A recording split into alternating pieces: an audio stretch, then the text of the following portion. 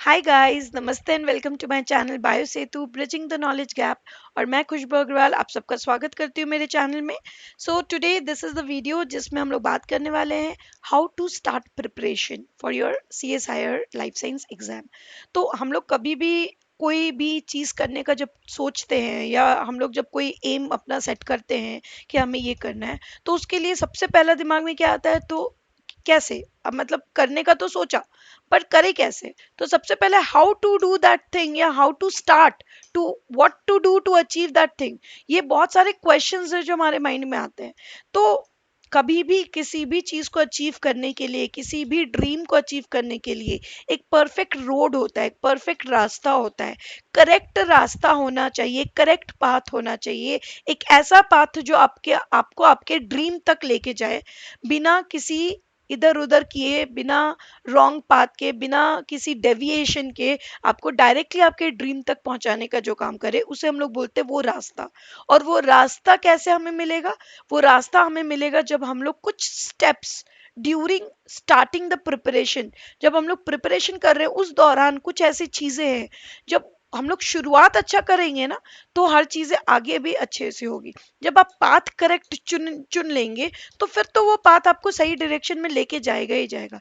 But यही important है कि आप पाथ करेक्ट चुन रहे हो या नहीं चुन रहे हो, आप स्टार्ट अच्छा कर रहे हो या नहीं कर रहे हो। अगर आप स्टार्ट अच्छा करते हो तो अंत भी अच्छा होता है। So this is the video regarding how to start preparation. तो those who are aspirant of CSIR, जो अभी सोच रहे हैं कि नहीं उन्हें CSIR क्वालिफाई करना है और पर कैसे करे, कैसे शुरुआत करे, तो ये वीडियो उनको हेल्प करेगा। तो अगर अगर आपने मेरे चैनल को सब्सक्राइब नहीं किया है तो please do subscribe to my channel और बेल आइकन को प्रेस करना मत भूलिएगा to get the updates of all my videos जो मैं अपलोड करूंगी। ठीक है, तो लेट्स स्टार्ट। सबसे पहले हम लोगों ने बात किया कि एक कुछ स्टेप्स हैं to get the correct path, क्योंकि एक बार करेक्ट पाथ मिल गया तो फिर तो डेस्टिनी भी मिल जाएगा।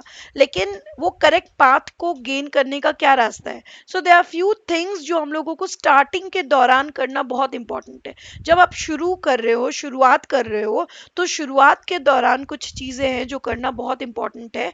तो define your boundaries is the very first step जो हम लोगों को करना पड़ता है। Defining your boundaries. Boundaries define करने से क्या मतलब है? बाउंड्रीज डिफाइन करने का मतलब ये है कि हमें पता है कि लाइफ साइंस में 13 यूनिट्स है। So these are the 13 units जो हमारे सिलेबस में। अब ये 13 यूनिट्स में ऑब्वियसली हम लोग पूरा 13 यूनिट, बहुत कम होते हैं जो 13 के 13 यूनिट करते हैं। What we do is we select few unit, हम लोग कुछ यूनिट को सिलेक्ट करते हैं। ठीक है, अब हम लोगों को सिलेक्शन ऑफ द यूनिट कैसा होना चाहिए, मतलब बाउंड्रीज, अपने स्टडी सर्कल को डिफाइन करना, अपने बाउंड्रीज को डिफाइन करना, मतलब हुआ कि how many units you want to cover, how many units आपको कवर करना है, और हाउ मेनी यूनिट्स या टॉपिक्स आपको अपने सिलेबस में से पढ़ाई करना है। ठीक है, तो अब ये कोई 9 यूनिट पढ़ते हैं, कोई 10 यूनिट पढ़ते हैं, बहुत लोग 8 यूनिट भी बोलते हैं।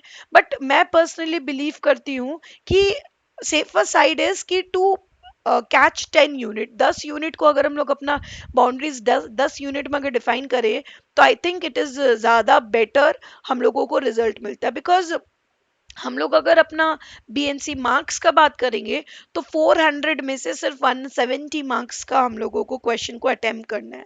170 मार्क्स ओनली। ठीक है, 170 marks only we need to attempt. तो ऑप्शंस बहुत ज्यादा है, करना बहुत कम है। लेकिन ये ऑप्शन तभी हमारे लिए ज्यादा है जब हम लोग ज्यादा से ज्यादा यूनिट पढ़े। बट अगर आप अपना यूनिट पढ़ोगे ही कम, अगर सपोज मान लीजिए आपने 5 6 7 यूनिट पढ़ा, जब आप पढ़ोगे ही कम तो आपके लिए तो ऑप्शन ऑटोमेटिकली कम हो गया। फॉर यू द ऑप्शन जो गिवन, जैसे सपोज सेक्शन सी का अगर हम लोग बात करें, 75 क्वेश्चन आते हैं, तो आपके लिए तो 75 क्वेश्चन है ही नहीं, बिकॉज आपने अपना ऑप्शंस अपने हाथों कम कर दिया। तो नाउ मे बी आपके लिए सिर्फ 40 क्वेश्चन है जिसमें आपको 25 करना है। तो you are increasing your difficulty level. ठीक है, by setting your boundary too small you are increasing your difficulty level. तो अपने बाउंड्रीज को डिफाइन करना है। मेरे हिसाब से 10 unit you should prefer, 9 to 10, अगर 10 नहीं तो 9, लेकिन उससे कम नहीं करना चाहिए। बिकॉज होता क्या है कि अगर यहाँ पे हम लोग बात करें, every unit has equal weightage, ये भी हमें पता है। तो लगभग लगभग अगर हम लोग देखें तो 6 और 4 ऐसे क्वेश्चंस आते हैं सेक्शन बी और सेक्शन सी में। ठीक है। तो 30 क्वेश्चंस ऑल इन ऑल अगर हम लोग पकड़े, चलो उतना क्वेश्चन आ रहा है, तो उस हिसाब से अगर आप देखें तो वो आप बोलेंगे कि मैम फिर तो 6 unit is sufficient to gain 170 marks. लेकिन क्या 100% एफिशिएंटली हम लोग अपने एग्जाम में डिलीवर कर पाते हैं? आप अगर कोई एक यूनिट पढ़े तो आप ये चीज का कंफर्मेशन दे सकते हैं क्या उस यूनिट से जितने क्वेश्चन आएंगे आप आंसर कर पाएंगे? नहीं दे सकते, कोई नहीं दे सकता। बिकॉज हम लोग जितना भी पढ़ते हैं ना, उसका 50 to 60% ही हम लोग डिलीवर कर पाते हैं एक्चुअली में। और अगर 50 से 60% ही हम लोग डिलीवर कर रहे हैं, तो उस तरह से हम लोगों को 10 यूनिट टारगेट करना चाहिए सेफर साइड टू अटेन उतना मार्क्स। ठीक है। सो दैट इज वाई अपना बाउंड्री जब आप सेट कर रहे हैं ना, नंबर ऑफ यूनिट जब सिलेक्ट कर रहे हैं ना, ये बहुत इंपॉर्टेंट रोल प्ले करता है। उसके बाद यहाँ पर आपको कुछ स्वॉट एनालिसिस दिख रहा है। What is the स्वॉट analysis? स्वॉट analysis is analysis of your strength, weakness, opportunity and threat. अपने स्ट्रेंथ को समझना, अपने वीकनेसेस को पहचानना, अपने अपॉर्चुनिटीज को पहचानना और थ्रेट से दूर रहना। तो इसके लिए आपको अपने स्ट्रेंथ, वीकनेस, अपॉर्चुनिटी और थ्रेट के बारे में पता होना चाहिए। अब ये क्या है और कैसे पता करते हैं? बहुत सारे ऐसे लर्नर होते हैं जो क्वेश्चन पूछते हैं कि कौन कौन सा यूनिट पढ़ना चाहिए, कौन सा इंपॉर्टेंट यूनिट है। यस, आपके माइंड में भी कभी ये क्वेश्चन डेफिनेटली आया होगा कि इंपॉर्टेंट यूनिट कौन सा है और कौन सा लेस इंपॉर्टेंट यूनिट है। तो अगर ऐसा क्वेश्चन आपके दिमाग में आया है, और अगर आप 2019 को ही अगर मैं लेकर के बताऊं आपको, तो व्हाट अभी का रिचुअल क्या है? Each and every unit have got equal weightage, almost equal weightage हर एक 13 यूनिट का है इन टर्म्स ऑफ मार्क्स। तो इसका क्या मतलब हुआ? हर एक यूनिट इंपॉर्टेंट है। So that means you will have to decide unit आपको कौन सा पढ़ना है on basis of your strength and weaknesses. Why you want to decide your units और why you want to set your boundaries based on other. तो आप अपने हिसाब से अपना बाउंड्री सेट करिए। आपको जो लगता है the units which are your strength, आपका जो स्ट्रेंथ है, आप जो इसमें स्ट्रांग है, उन यूनिट को आपको पक्का करना है, आप उसमें जॉट डाउन कर लीजिए। फिर ऐसे यूनिट जो आपका वीक है उसको आप नोट डाउन करिए। अपॉर्चुनिटीज क्या हो सकता है? Any opportunities which is available around you, like कोई कोचिंग इंस्टीट्यूट या कोई यूट्यूब, या यूट्यूब में वीडियोज, या आपके कोई फ्रेंड या आपके कोई गाइड या आपके कोई टीचर, लाइक अन अकेडमी में बहुत लोग कर रहे हैं। So there are many opportunities like this available around you. तो क्या अपॉर्चुनिटीज है जिनको आप यूज करके आप अपने वीकनेसेस को स्ट्रेंथन कर सकते हो, उसको समझना जरूरी है। थ्रेट, ऐसा कौन सा टॉपिक है जिसको देख के ही आप डर जाते हैं? थ्रेट को भी समझना जरूरी है। और इन सब के बेसिस पर now you are going to decide your boundaries. वो 10 यूनिट में यहाँ वाले यूनिट होंगे ही होंगे, और वीकनेसेस वाले कुछ ऐसे यूनिट जिसको आप अपॉर्चुनिटी की मदद से स्ट्रेंथन कर सकते हैं, उसको इंक्लूड करेंगे और अपने 10 यूनिट को, अपने बाउंड्री को सेट करेंगे। सो स्वॉट analysis is very important for setting your boundary. आपने अपने बाउंड्री को सेट कर लिया, आपने यूनिट डिसाइड कर लिया, बट यूनिट डिसाइड करने से कुछ भी सिर्फ नहीं होगा, हमें अपना गोल को भी डिफाइन करना होगा। मतलब आप अगर तीर चला रहे हो तो आपको पता होना चाहिए ना वो कहाँ पे जाना चाह रहा है, आप कहाँ भेजना चाह रहे हो, बुल्स आई कहाँ आप भेजना चाह रहे हो उसे। तो दैट मीन्स हमें हमारा गोल सेट करना होगा कि व्हाट इज योर एम, आप कितना मार्क्स लाना चाह रहे हैं। क्योंकि आप जितना हाई एक्सपेक्टेशंस रखते हैं, या आपके एक्सपेक्टेशंस जैसे होते हैं ना, वैसे ही आपके काम भी होते हैं, उसी हिसाब से आप मेहनत भी करोगे। तो setting your goal is again very important. आपको पता होना चाहिए कि what is the minimum number of marks आपको मिलना चाहिए। तो ये गोल को सेट कैसे किया जाता है? बेस्ड ऑन जो भी कट ऑफ जाते हैं उसके बेसिस पर। तो अगर मैं 2015 से लेकर के 19 तक की कट ऑफ के एनालिसिस यहाँ पर देखूं, तो अभी तक मैक्सिमम गया है, this is for general, general के मार्क्स मैंने लिए हैं, मैक्सिमम जो गया हाईएस्ट। जेआरएफ के लिए जो हाईएस्ट गया है वो है 119.5, तो 120 हम लोग लेते हैं। एंड हमारा जो लोएस्ट गया है दैट इज 101. सो इसका क्या मतलब है कि हमारा जो गोल होना चाहिए वो क्या होना चाहिए? 120 प्लस। ऑब्वियसली, क्योंकि अगर आपको जेआरएफ करना है तो अभी तक के जो मैक्सिमम गए हैं उतना आना तो कंपल्सरी रिक्वायर्ड है। So that means what will be my target, my goal भी 120 प्लस, मेरा गोल होना चाहिए 120 से ज्यादा लाना। ठीक है। तो 120 से ज़्यादा लाने के लिए हम मुझे किस तरह से मेहनत करना होगा, कितने यूनिट्स कवर करने होंगे, इन सबको आपको डिफाइन करना होगा, अपने बाउंड्रीज बनाने होंगे यूनिट्स में, अपना गोल डिफाइन करना होगा। And after defining your goal you will have to work for your planner.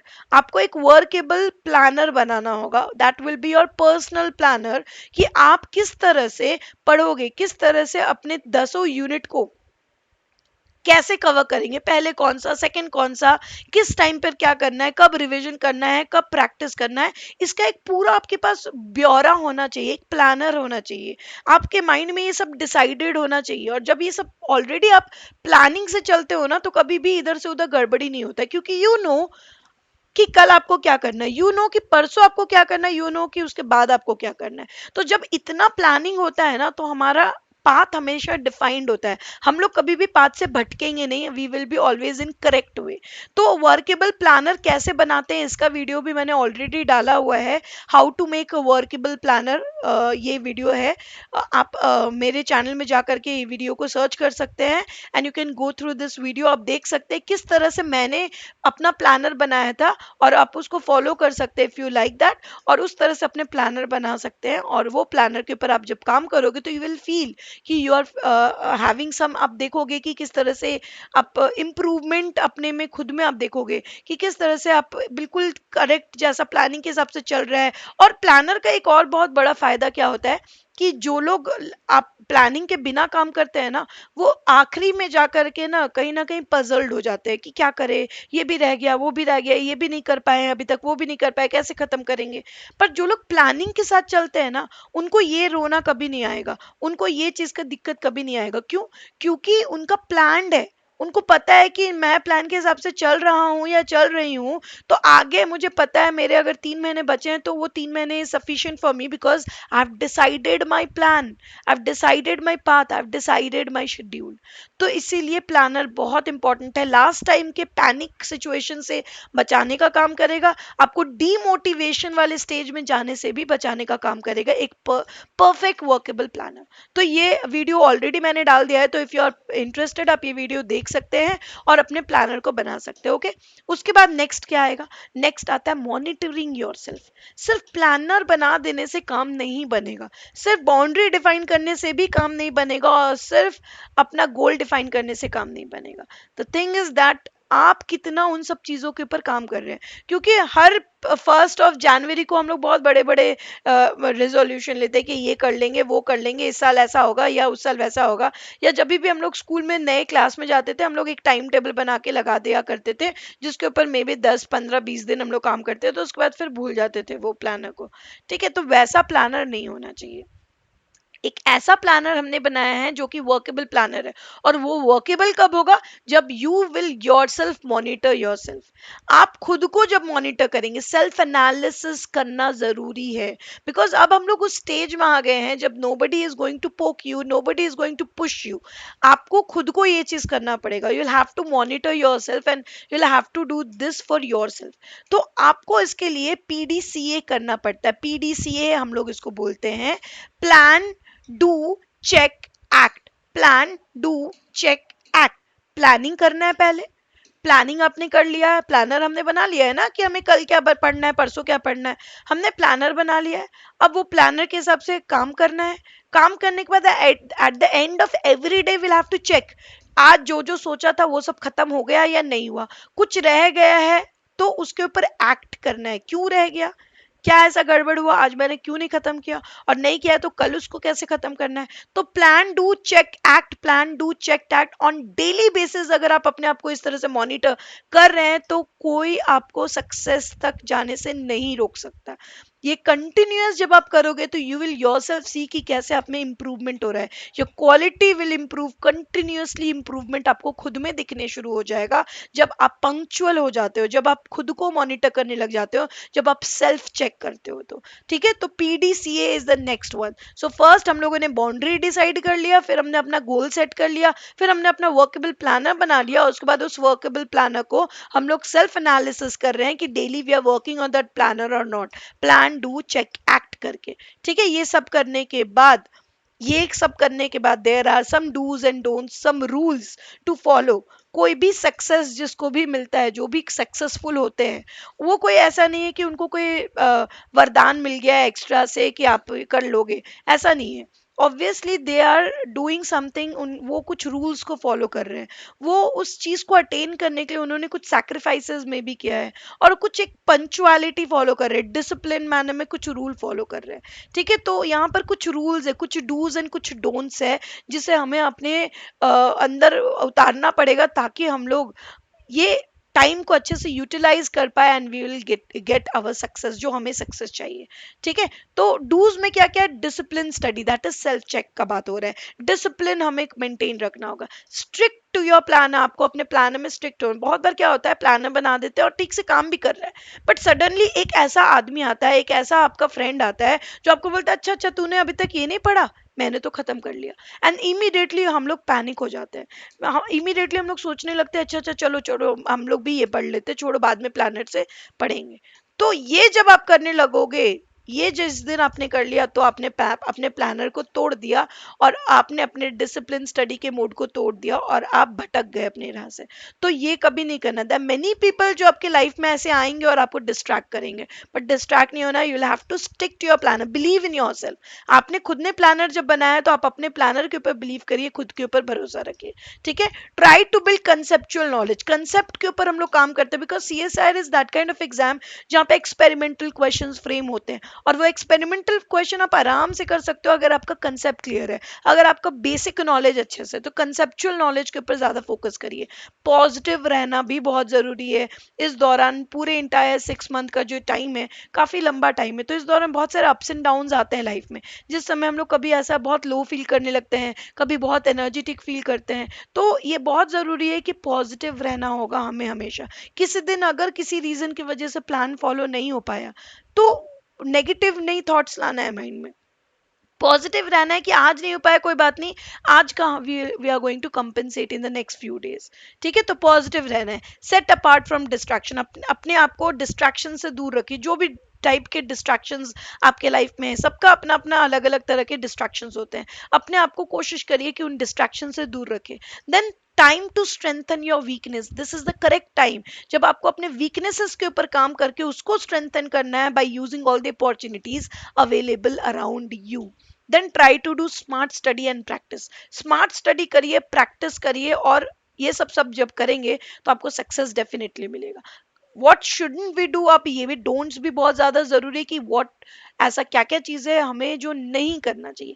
Caterpillar model of study, ये बहुत बहुत इंपॉर्टेंट है। कैटरपिलर स्टडी मॉडल क्या होता है कि हम लोग, कैटरपिलर क्या होता है, इधर भी गया खा लिया कुछ, उधर भी गया खा लिया कुछ, देर ऑलवेज इन ईटिंग फेज, क्योंकि वो ग्रोथ फेज में होते हैं, वो हमेशा खाते रहते खाते रहते खाते रहते। तो कैटरपिलर मॉडल स्टडी मॉडल क्या होता है कि हम लोग, अच्छा ये है चलो इसको भी थोड़ा पढ़ लेते हैं, अच्छा ये है चलो उसको भी थोड़ा पढ़ लेते हैं, अच्छा ये है चलो उसको भी थोड़ा पढ़ लेते हैं।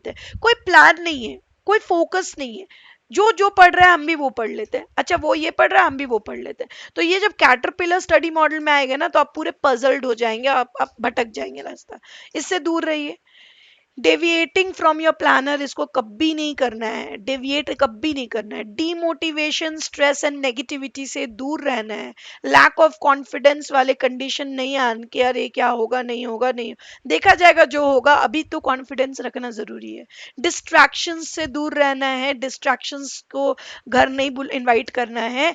एंड जब कोई प्लानिंग नहीं होगा तब जाकर के प्रॉब्लम आएगी। तो प्लानिंग ऐसा कभी नहीं काम चलेगा कि कोई प्लानिंग नहीं है, ब्लाइंडली बस सिलेबस मिल गया चलो पढ़ना शुरू कर देते हैं, ऐसा कभी नहीं करना है। ठीक है, so these are few points जो मुझे लगता है is a very very important for all the aspirant जो CSIR के लिए एस्पायर करते हैं, जो चाहते हैं कि वो CSI क्वालिफाई करे JRF।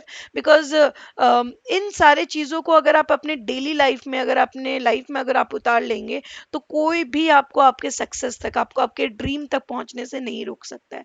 तो आई होप आपको ये वीडियो काम आएगा और बहुत हेल्प करेगा। आई होप आप अपने सक्सेस, आपको जो चाहिए अपने लाइफ में वो मिलेगा। What are you aspiring for, आपको वो सब कुछ मिले, आप अपने ड्रीम तक पहुंचे। आई होप आपको वो सारे सक्सेस मिले। ओके, सो ये वीडियो अगर आपको अच्छा लगा तो प्लीज लाइक करिएगा, सब्सक्राइब नहीं किया है तो please do subscribe to my channel, और बेल आइकन को प्रेस कर दीजिएगा, ताकि मैं जब भी न्यू वीडियो अपलोड करूँ तो आपको नोटिफिकेशन आ जाए। Okay, so all the very best guys, bye bye, and take very good care of yourself. Bye.